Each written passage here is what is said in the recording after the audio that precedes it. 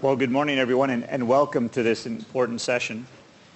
2 years after the terrible earthquake in Haiti, Haiti's in the process of turning the corner, but there's a great danger that the world will be turning the page. Because with a crisis in the Eurozone, with the other challenges, it's so easy for people to forget both the challenges but also the great opportunities in Haiti. And to ensure that that does not occur, we are having this session here today. And President Martely, we're so pleased that you can be with us here today. Mr. President, a few days after the terrible earthquake, we were holding our January Davos in 2010.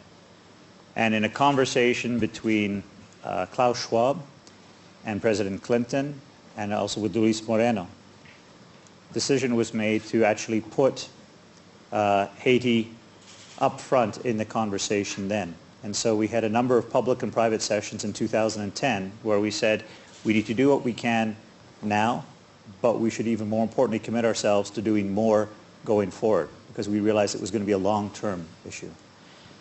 Over the last 2 years, we've tried to keep that commitment. So last year, we had sessions on building back better, both in the public and private sessions here. We also produced a number of different analyses looking at the opportunities for private sector-driven but partnership implemented growth in Haiti. And now today we're extraordinarily pleased to have you here with us, because at a time when the world might be turning its back on Haiti, you're here to give a voice and a face to the new Haiti, the new possibilities. So Mr. President, on behalf of everyone here at the World Economic Forum, welcome to Davos. Thank you, Robert, and thank you for the support that you have brought to Haiti since the earthquake particularly. And thank you everyone for the interest, for your interest for Haiti. I came here mainly to tell you that the old Haiti that you've been hearing about, the images that you've been seeing, this Haiti is all over now. I have nothing to do with politics before. I had nothing to do with politics before I got elected. I was a musician, but because I was always involved in trying to change the lives of my brothers and sisters, the Haitian people, I became someone that they trusted. They felt like my heart was always in Haiti, that my love for Haiti was sincere, my commitment was sincere. So it became easy for me to win these elections. And since then, I'm happy to say that things have started moving. When I came to power, I felt like Haiti still looked like the earthquake had happened the day before. But since then, we've been able to bring 903,000 kids to school freely. We've been able to provide free transportation to them. We have started building 4,000 homes in an area outside of Haiti. I have appointed, for the first time since 7 years, the Supreme Court judge. I have launched a program called Abagangu to fight hunger, where mothers, about 1 million, will be getting money through fund transfers. And in order for them to be eligible, they must send their kids to school, and the kids must be vaccinated.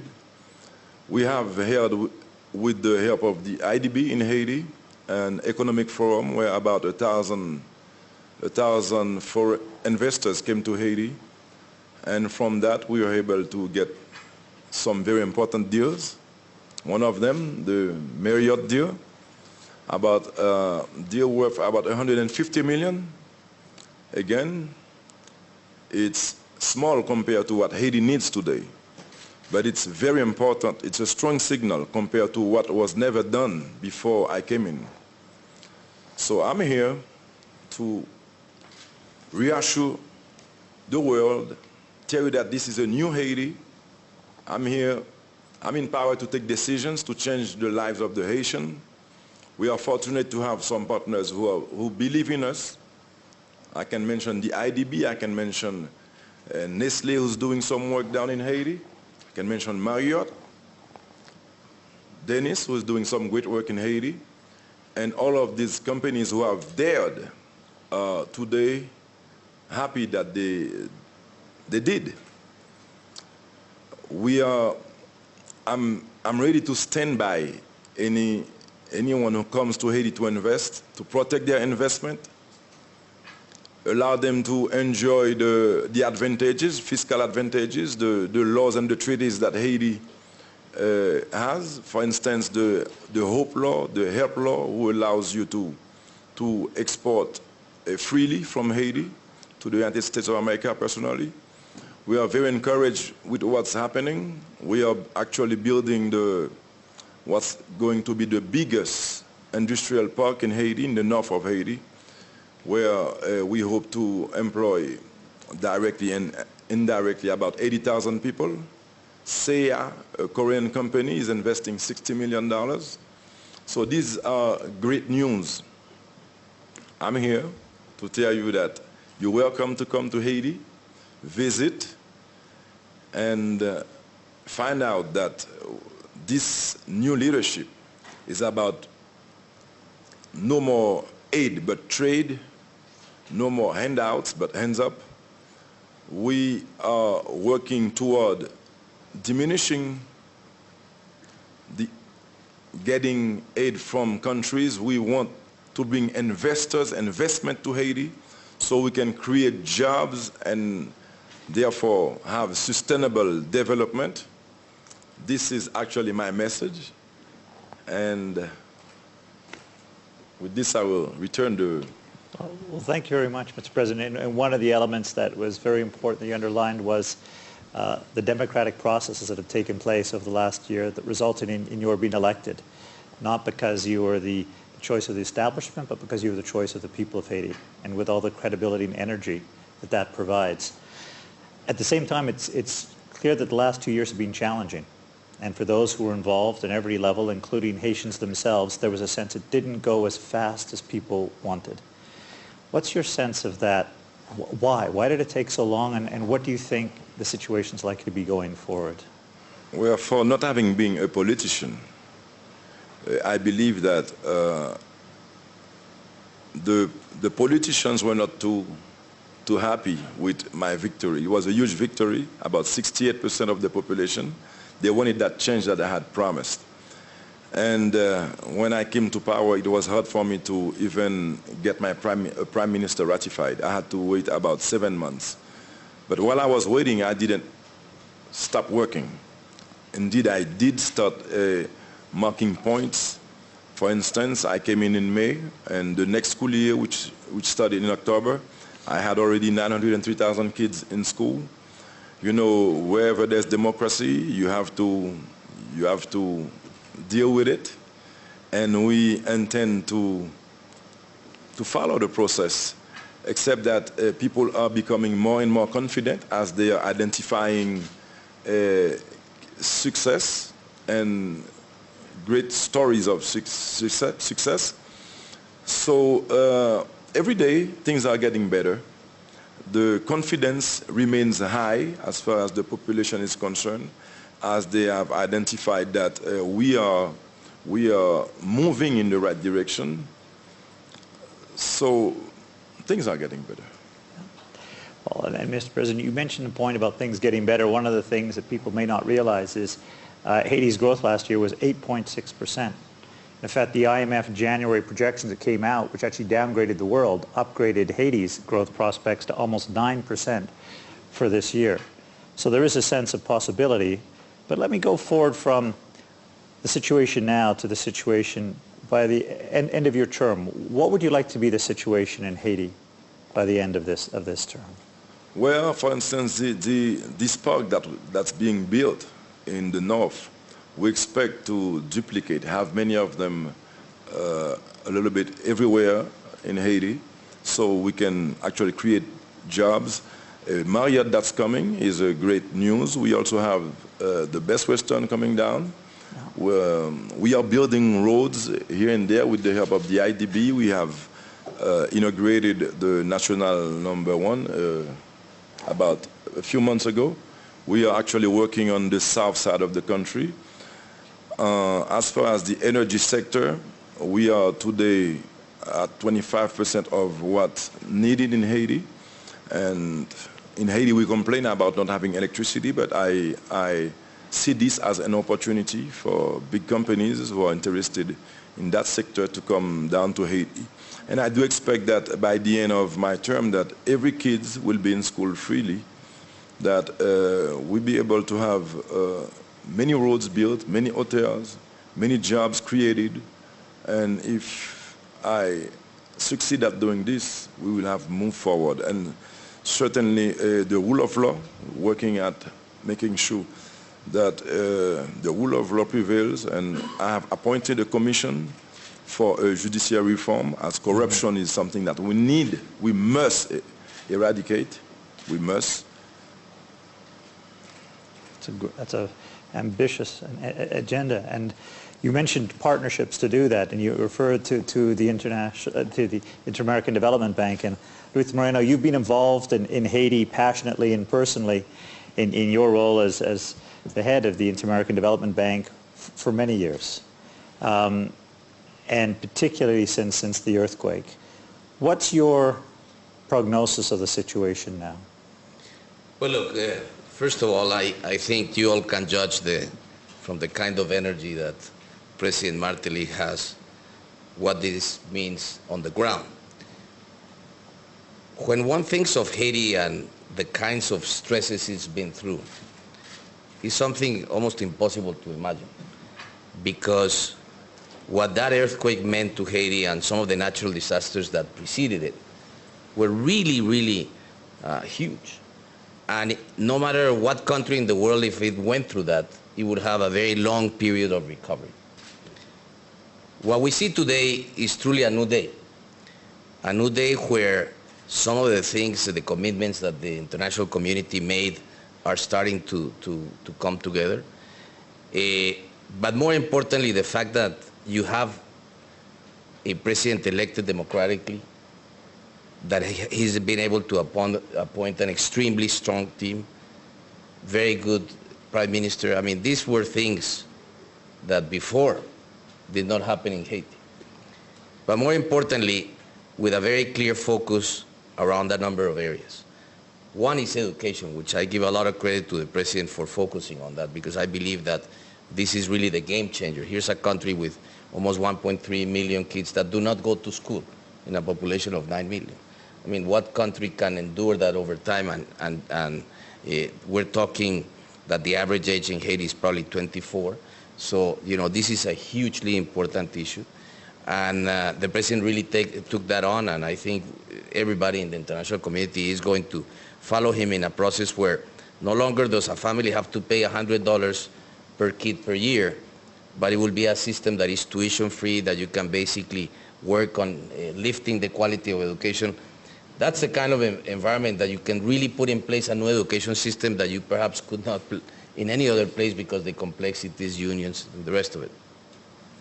The other part is, of course, the infrastructure. I mean, Haiti for many, many years, more than reconstructing, is about constructing. I mean, there were so many roads that were never built, and we and others, European Union, Canada, and many other donors, US, have participated in helping build some of the key roads that Haiti needs, build the power structure, the needs in power, the needs in water and sanitation, all of which we have been working on. And of course, the agricultural sector. I mean, Haiti is a country that largely imports most of its food. If we know anything today, is that we're in an environment that for the next 10 or 15 years, the world's going to see rising commodity prices because of larger demand in other parts of the world. And I think that's something that needs to be taken the best opportunity of and begin to help develop, especially the Central Plateau, that it has a huge potential. The productivity levels there are very low, but that's something we're working on. And as we know, getting the kind of agricultural production requires the whole system of irrigation to be in place, logistics, etc. But some of that we're working. I'm sure that Bruce will tell you some of the examples that are being developed there. And finally, the development of the private sector. And here I think what President Martely and his focus on giving an opportunity to the private sector and embracing the private sector coming to Haiti is very important. I want to say that there is no country in the world that has a better trade agreement with the United States than Haiti. And for that matter, what the minister here did recently is begin to enlarge that trade agreement to other countries in the world. So what you have is a platform that is literally an hour, 15 minutes from the United States, centrally located, with extremely good labor force, because the one thing that few people talk about, which I think is the biggest resource Haiti has, is its people. Talk to anybody, and I'm sure our friends from Mary would tell you. They will tell you the kind of quality workers the Haitians are in their hotels throughout the United States. Or Dennis can tell you the same. And this, I believe, is the combination of a real opportunity that the first mover advantage, companies like Dennis, companies like, and what he's done with Digicel, what Marriott is doing, they know that in the long run, the fact that they move now is going to make a difference. And talking about Digicel, Dennis O'Brien, you're the largest private sector investor in Haiti, but you're also perhaps more important, the most engaged. I mean, you've seen it through the challenges that Luis Moreno was talking about with the hurricanes and the earthquake, but you've actually kept at it, and in fact, the results are quite different than people would expect if they just read the headlines. What's your prognosis right now in the situation? Well, you know, it was shocking, the earthquake, but it was an inflection point for Haiti, because, you know, people had views of what Haiti was like as a place to invest, and they didn't invest. And now we see democracy working really well. And we have the disappearance of the old Haiti.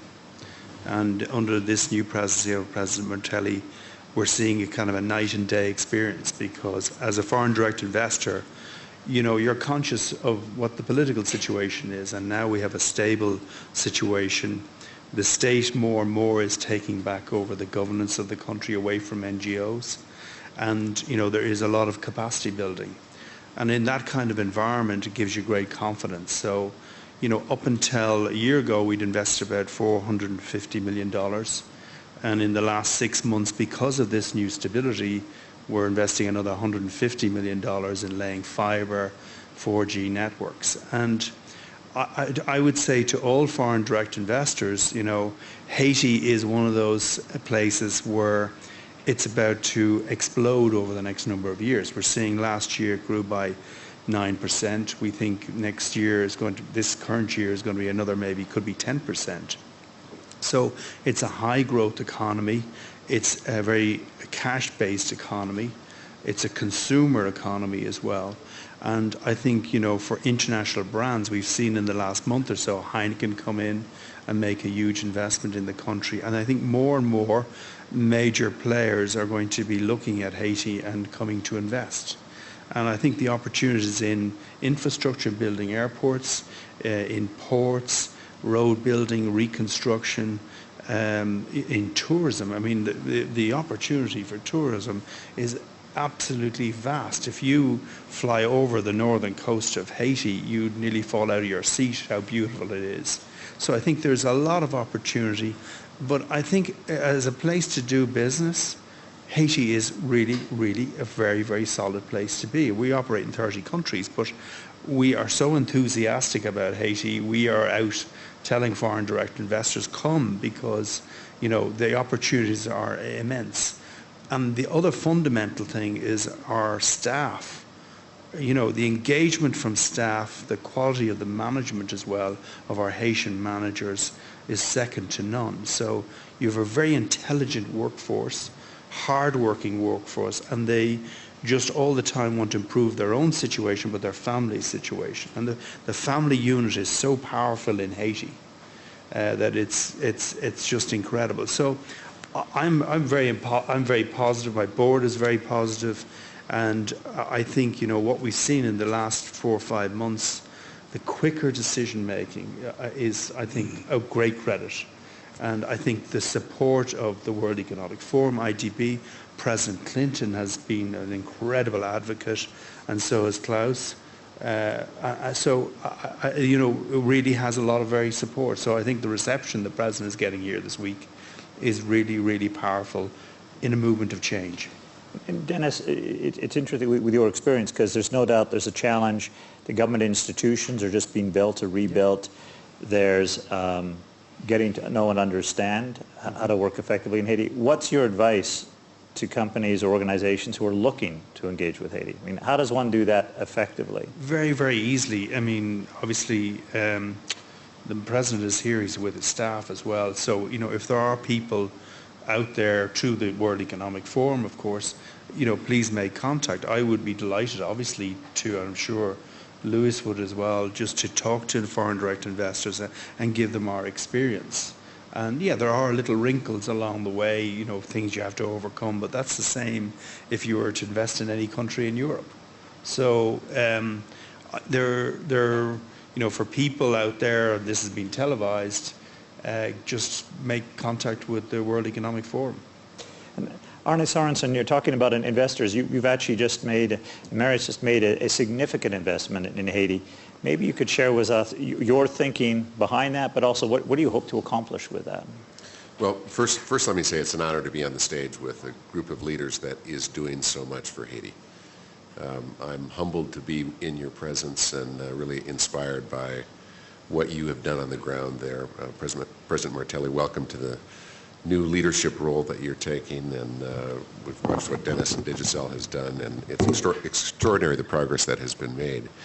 What we've done is very small by comparison in many respects, but when the earthquake hit, we heard from our Haitian associates, and we have a few thousand Haitian associates in the United States, mostly in Florida and New York, that they wanted us to be involved with them somehow in Haiti. And we initially made a donation, but they wanted something more, and ultimately they came up with the idea of, why don't we find a way to get a hotel in Port-au-Prince? And so we reached out to President Clinton and to Dennis through Digicel and started our conversations about that market and came to love the potential that is there. There's an obvious and immediate need for hotel rooms to welcome the people who are traveling to Haiti today, and so there's a real business need for this hotel to be built and constructed. And we're really inspired by the fact that there will be 175 Haitians working in that hotel when it opens, and we'll work with them to train them and do the things that are needed in order to make sure that we're taking care of our guests and doing the things that need to accomplish. The work that we did, again, with these partnerships, which is so important, really told us that it was time to put a sign up that Haiti is open for business, welcome to Haiti.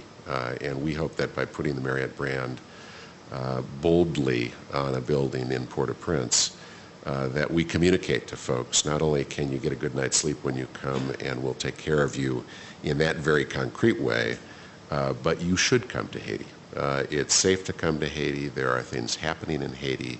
There's business being done here, and there's also an enormous tourism potential. We start with one hotel, but hopefully it doesn't end there, because as has been mentioned, when you fly over this country and you see the potential, and as compelling as President Martelly's smile is, we see it on thousands of Haitian associates in our hotels all the time. This is a people that is extraordinary at welcoming and giving pleasure in life, and we hope to be part of that in the great place of Haiti. You know, and one of the very interesting things of the last couple of years has actually been the very creative ways in which different organizations internationally have been engaged. I mean, President Clinton, the Clinton Global Initiative, have played a really important role in terms of gathering together different stakeholders. Dennis, you've played a leadership role with President Clinton on that element. But we've also seen a number of corporations step up. Coca-Cola and Muhtar Kent, after a conversation, Luis, I think with you here in Davos 2 years ago, launched forward with a very bold concept. Nestle's been involved recently in announcing engaging in coffee growing in Colombia, in Haiti, with the Coffee Growers Association of Colombia, a very interesting model. In the earthquake and immediately afterwards, Google, McKinsey & Company, PwC, Accenture, a number of other organizations here have been very engaged. Mercy Corps is now working with one of Europe's largest insurance companies to set up a for-profit social entrepreneurship microinsurance scheme in Haiti. So the interesting element has been not just who's been involved, but how they've been involved. And these new partnerships working between government, civil society, and the private sector. So it's not one or the other, but it's the two or three working together. And in fact, I think one of the best examples of that is, Bruce, the work you've been doing with Coke, with Muhtar Kent, with TechnoServe's leadership and capability, taking the inspiration that came out of the conversation in Davos and actually making it reality on the ground. So maybe you could share with us, Bruce, some of your perspectives in terms of that journey. Sure. Well, thanks, Bob. And as you said, this was an idea that came out of a conversation that Luis had with Muhtar Kent here 2 years ago in the immediate aftermath of the earthquake. But thinking even then beyond reconstruction to rebuilding for the longer term. Coke has been on the ground in Haiti as the largest employer for many, many years. But as they started to think about, challenged by this conversation, what could they be doing more broadly? Building on some work we'd done with them in East Africa, they thought, we are actually, at this point in the United States, selling a lot of fruit juices, sourcing fruit, among them mango, from Mexico and other parts of Latin America, when in fact Haiti grows some of the best mangoes in the world. And in fact, the Francique mango is unique to Haiti, and it's one of the best flavor profiles there are. And so with that in mind, Coke very aggressively moved to partner with us, with IDB, with USAID and other partners, and in 7 weeks launched the Haiti Hope initiative to actually build their supply chain backwards into Haiti, and to work at that point about 25,000 mango farmers. So in March of 2010, the Adwala brand, which is a Coke brand, launched Haiti Hope. Mango Tango is their second largest selling fruit juice. A dime from the sale of every one of these goes back into their investment in Haiti. And that money is being used to organize farmers to engage commercially and to give them an opportunity to increase their own income by virtue of their work and their link into a viable commercial market. So our efforts are to organize farmers around agronomy, but more importantly into co-ops and farmer-owned business groups that can commercially interact with markets, to help them get access to credit, which has not been available in any large-scale way for farmers, particularly smallholder farmers, working there with Sojasol with backing from the Clinton-Bush Haiti Fund, to work with intermediaries in that value chain, because that's what you have to, that's what Coke can't do. Can they get in and work with the providers of logistics and transportation and storage service, to work with the exporters on actually getting the quality product in the fresh market into the United States, and then to begin thinking even now about the investment possibilities around processing for purees on the ground in Haiti. And I think it's that kind of enlightened approach on the part of Coca-Cola, thinking about how do we think about creating shared value? How do I think about doing what I do as Coca-Cola in a business sense, but also widening that to think about actually how can I actually accomplish a broader social purpose? In this case, it's doing what President Martely has referred to. It's no longer about handouts. How do we give people a real hand up? And there are ample opportunities to do that in agriculture, but in small business development too. But in agriculture, you refer to cocoa, coffee, cocoa, essential oils, limes, vetiver oils, rice as an import substitution play. There are real commercial possibilities for indigenous Haitian entrepreneurs if given the right sets of relationships, training, and access to capital. President Martely, when you listen to this, I mean, about the actual growth rate of the actual realized growth rate of 8% last year, 9% according to the IMF, maybe as high as 10 according to Dennis for next year. I mean, that's pretty exciting. But at the same time, it's also pretty challenging. What do you see as the biggest challenges that we need to collectively overcome in the next year or two to kind of realize some of these opportunities? Well, Robert, going in that direction, I feel like we will overcome. I feel like everyone in this panel is a partner. They are engaged in helping me change Haiti. We have started. Things are happening. So I believe that we will have some challenges, but they will be overcome. We will move forward on every aspect. Today, clean water remains a problem, but we have enterprises that are down in Haiti, working at making clean water available everywhere. I just mentioned the energy problem, which is a real problem.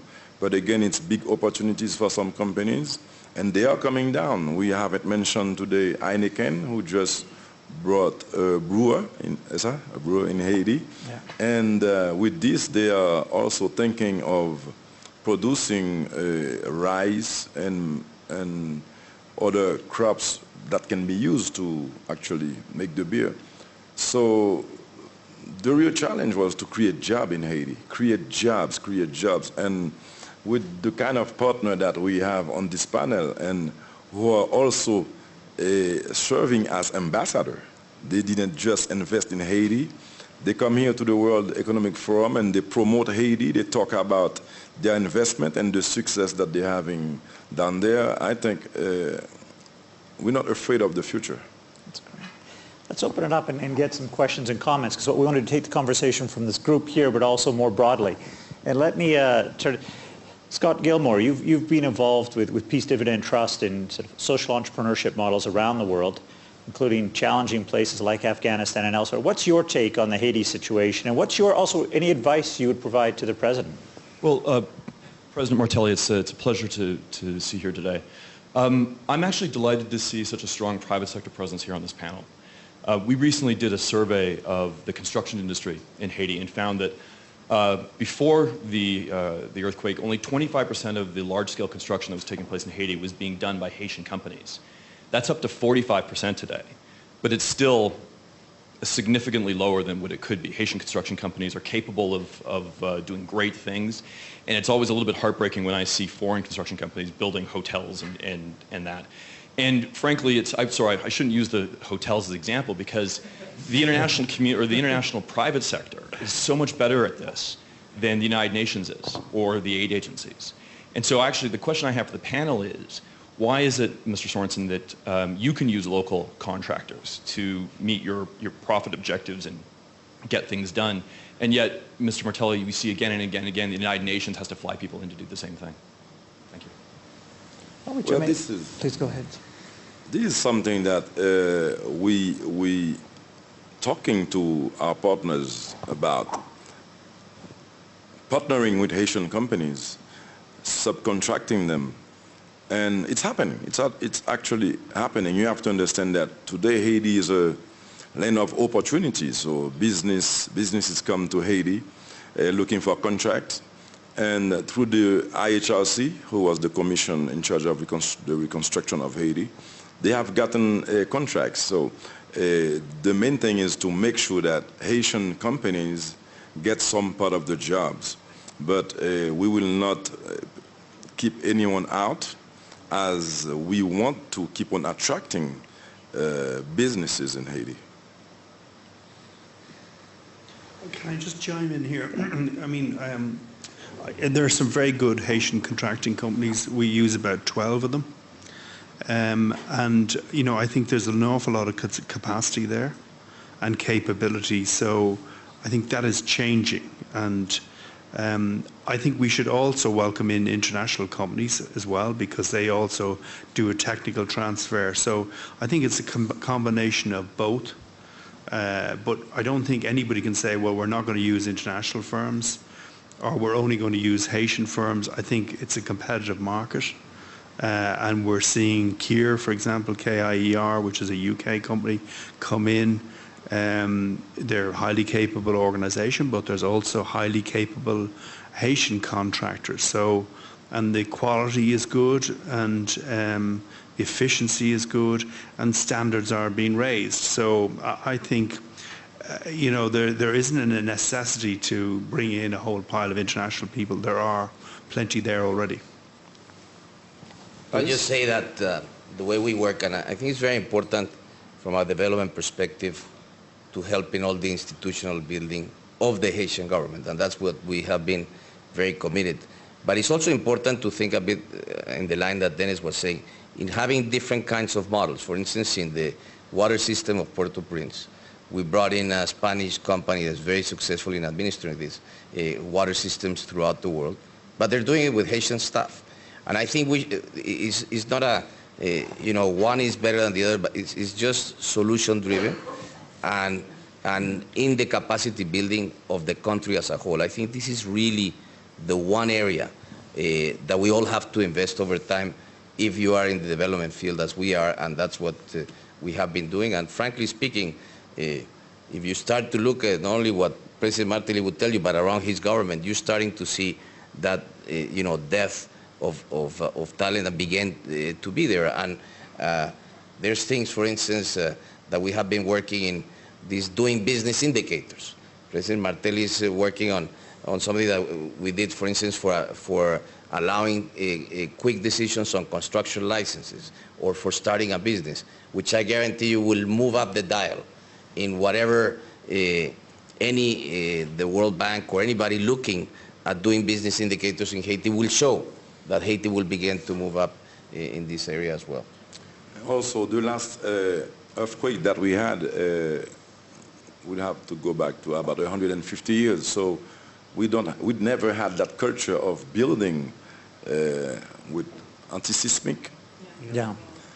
So we need these companies to come down now and show us how to do it, as Dennis was saying, transfer of technology. So it's very important for them to be on the ground also on that aspect.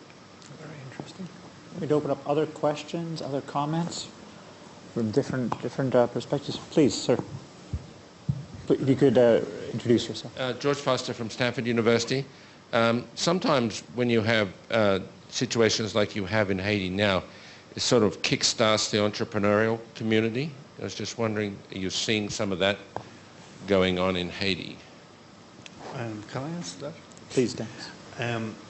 We in the last couple of years have run the Entrepreneur of the Year awards in Haiti, and we've done this on a regional basis, and we've done it for people who have small, tiny micro businesses, medium-sized businesses, and large-scale businesses. And the response has been, we run a television program over many, many weeks, and then there's a grand final. And just before Christmas, President Martely gave the award to all these different category winners, and then the overall winner. And it has been, the highest rating TV program in Haiti. So there are 9 million entrepreneurs in here. I used to think Ireland was entrepreneurial until I went to Haiti. Everybody is entrepreneurial in Haiti because they're used to making a living. They come from a farming background, so many people, and they're buying and selling things. And, there are people who are getting together, co-ops in the mango business, but also in the sewing pods as well. Coffee co-ops. There's so many groups coming together as entrepreneurs and collaborating that it's really very, at the grassroots level, it's incredibly vibrant. And if you travel around the country with very limited capital, people have done extraordinary things. And I think it's a mixture of getting investment, obviously the larger scale investments, but also through funds that IDB have been making available to these kind of micro investment funds is the way, to build up the economy. So it's not like other countries where, entrepreneurialism, you have to nearly drag it out of people. Everybody is an entrepreneur nearly. Maybe I can just build on that, because it was interesting. One of the other elements that came out of the conversations in Davos 2 years ago was a partnership between SAP and Grameen out of Bangladesh to set up a social entrepreneurship fund called YY Haiti, because there was a sense that there is this element of entrepreneurship, but it's how does one channel and inform that entrepreneurial spirit to be able to compete effectively in 21st century business models. And so that's one element. So can we actually take experience and expertise from the private sector or other parts of the world to help actually empower that Haitian entrepreneurial spirit? And then the Canadian government under CETA has actually been involved, I believe, Mr. President, in a number of technical schools to actually help create the education for employment. So as these businesses are developed, they actually have the technical skills behind them. Perhaps, Mr. President, you could comment a little bit on this. How does one equip the Haitian people with the education that's necessary for the jobs of today and the future? Before I answer to that, Please. I want to ask also that Spain gave us a fund of $50 million that has been given to the IDB, so we can through our institutions, lend money to the young entrepreneurs. And I'm positive that pretty soon we're going to start feeling the impact of these young entrepreneurs. As Dennis has stated, probably from living such a difficult life, every Haitian has become an entrepreneur. They had to create means to survive. Yeah. And today, because they are being offered opportunities, and I must add to that that Haitians, when offered opportunities, they do succeed. I believe that there's going to be some movement. Yeah. Please. Hi, I'm Elizabeth Hausler with Build Change, a social enterprise that is working in Haiti to train and empower people to rebuild and retrofit houses there. We hire Haitian engineers and then we partner with the private sector in order to supplement the engineering and management capacity that we need in order to deliver our programs. But I'd like to ask a question about why there isn't more private sector involvement in some of the large-scale infrastructure projects that are going on. Recently, the World Bank let out an RFP for a large infrastructure project, and I understand that the shortlisted organizations are all NGOs. And I'm wondering if there's what are the obstacles there, if it's a procurement issue from the bank standpoint, or if it's a registration in Haiti standpoint, or what's getting in the way, or if those NGOs actually have the private sector as their subs. That's great. Well, look, I can tell you from our own experience, actually there's a couple of large engineering companies that have done what I think is fundamental to be able to get contracts in the future, which is to bet on Haiti. And to bet on Haiti means not just to get one contract, fly by night, bring all your people and goodbye. We look for companies that are going to settle themselves, bring the equipment, leave it in Haiti, hire Haitian engineers, hire Haitian people, and they frankly have done a tremendous job. There's a Dominican company, there's a Brazilian company, there's companies. One of the fascinating things in Haiti is for a country that was so fundamental in helping liberate and support, for instance, Simón Bolívar, when he was broke, in his campaign to liberate the Andean countries, he went to Haiti. And he went to Haiti and got funding. He came and left to do one of his most important campaigns. Well, many countries in Latin America never looked at Haiti. Today that's very different. And a lot of companies and investors from Latin America are looking at this investor opportunity, because what we see today increasingly, of course, is the nurturing of the South-South kind of cooperation and development. I must add to that that the bureaucracy in Haiti had been heavy in the past, and that had discouraged entrepreneurs. And we have many laws that are in front of the parliament right now waiting to be voted. For instance, it's only the other day that we voted the laws on building condominiums. In 2012, la copropriété, being able to buy an apartment, and living together. So we were slow at doing these things. And now with this new leadership, it's very encouraging, and people are looking more and more, so that will help the private sector move. Mr. President, the hour has gone very quickly. Any last words? Well, again, I would like to thank everyone who is showing interest in Haiti. We have been hit by nature many times, but we are fighters. We will come back, and especially with the kind of support that I feel from the World Economic Forum, from the partners that are here on the panel, and from the people who are actually showing interest in Haiti. I believe that better days are ahead of us. So thank you, and I welcome you to come and visit Haiti, see for yourself. And I want you to see in this new leadership a partner.